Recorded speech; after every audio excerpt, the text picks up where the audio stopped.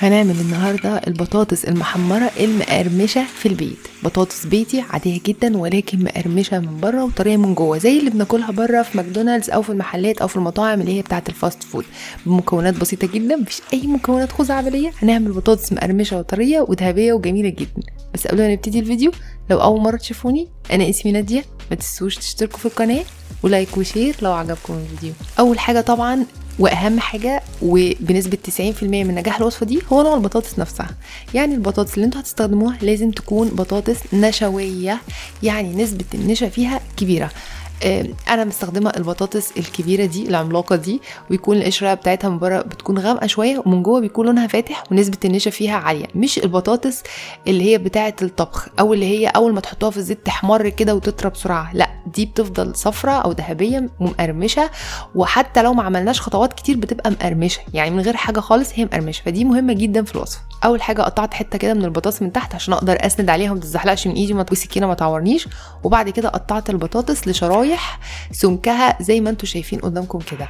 انا مش عايزه البطاطس دي تكون رفيعه قوي فتخشب بقى معانا وتبقى عامله زي الحطب وتبقى ناشفه قوي، ولا سميكه قوي فتبقى طريه. يعني برضو سمك البطاطس مهم جدا علشان نحافظ عليها طريه من جوه ومقرمشه من بره. فهتحتاجوا ان انتوا تقطعوا البطاطس بالسمك اللي انتوا شايفينه ده، لا هو رفيع قوي ولا هو سميك قوي. ممكن نقطعها واحده واحده وممكن نحط كذا واحده فوق بعض كده ونقطعهم علشان ننجز في الوقت. اول حاجه حطيت حله على النار وفيها ميه وحطيت فيها 3 معالق كبيره من الخل، واحط عليهم ملح، يعني معلقتين 3 صغيرين من الملح بس هنملح يعني، ومعلقه صغيره من السكر. الملح هيدي طبعا طعم للبطاطس، والسكر هيخليها مسكره زي اللي بنشتريها من بره، مش هيخليها طعمها مسكر قوي. اول ما الميه تغلي هنحط فيها البطاطس وهنسيب البطاطس دي بس لحد لما الميه تبتدي تغلي. وانس انها تغلي هسيبها دقيقتين بالظبط، يعني الميه تبتدي تغلي البطاطس تقعد دقيقتين بالظبط، وبعد كده هشيلها من الميه دي واحطها في طبق فيه ميه ساقعه او ميه بالتلج علشان اوقف السوا بتاع البطاطس. يعني هي خطوه اختياريه ولكن يفضل علشان بس ما تكملش سوا وتفضل تستوي بره وتفضل تطرى معانا. انا عاوزاها تفضل زي ما هي متماسكه وناشفه وقوامها يعني ماسك نفسه، ما تبقاش اتسلقت بقى واتهرت معانا. شايفين؟ بصوا يعني يبقى شكلها كده اهو، شوفوا ماسكه نفسها كانها ما اتسلقتش ولا حاجه، مع انها خدت دقيقتين 3 بتغلي في الميه، ولكن اهم حاجه انها تفضل متماسكه معايا. وبعد كده بصفيها وبحطها على فوطه او على مناديل او على ورق مطبخ. المهم ان انا عايزه انشف البطاطس دي تماما، يعني مش عايزه يبقى فيها ولا نقطه ميه. فانا حطيتها على فوطه كده وبعد كده هنشفها من فوق بورق مطبخ كده لحد لما اتاكد مفيش عليها ميه خالص.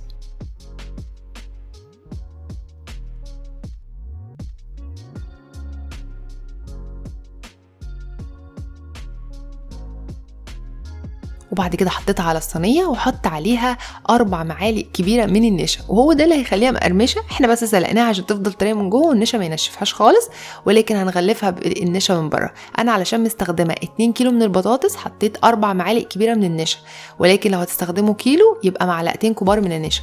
وتقلبوها كده وتشوفوا، يعني اهم حاجه تبقى متغلفه بالنشا كلها، البطاطسيه تبقى متغلفه بالنشا من كل الاتجاهات. حسيتوا انها محتاجه يعني ربع معلقه كمان ولا نص معلقه كمان ممكن تزودوا، بس ما تزودوش النشا زياده عن اللزوم، يعني اهم حاجه انها تتغلف وخلاص.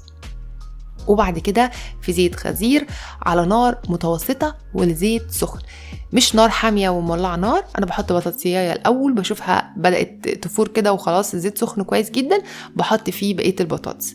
اهم حاجه ان الزيت ما يكونش سخن مولع نار، علشان لما احط البطاطس ما تتحرقش بسرعه من بره ومن جوه تبقى مش مستويه، وفي نفس الوقت ما يبقاش الزيت مش سخن فتطلع طريه. طبعا احنا هنحمرها بالكامل، انا مش محتاجه ان انا اخزنها، ولكن لو انتم عايزين تخزنوها ممكن بقى في النص كده اول ما تبتدي تفك من بعضها تطلعوها وتنشفوها من الزيت وتخزنوها عادي جدا في الفريزر على صينيه، وبعد كده تحطوها في اكياس. اول ما تبتدي تطلع لفوق كده وتفك كده من بعضها زي ما انتم شايفين، خلاص ما بقتش لازقه كده في بعضها ومنكمشه كده ونازله جوه الزيت، لا ده طلعت فوق وتلاقوها بانت كده كده هي تمام. ممكن بقى تطلعوها على طول وهي لونها فاتح، وممكن تستنوا عليها يعني شويه كمان وتدوها لون احمر بزياده. انا عملت حبه لونهم فاتح شويه لان انا بحبها لونها فاتح، وحبه لونهم محمر كده زي ما انتم شايفين.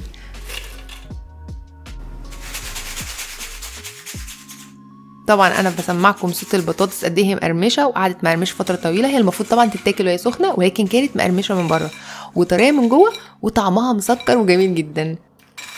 هسمعكم بس صوت القرمشه بتاعتها وانا باكلها.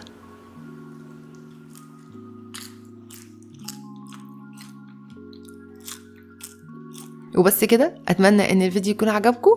ما تنسوش تجربوا الوصفه وتقولي رايكم فيها، واشوفكم ان شاء الله المره الجايه في فيديو جديد.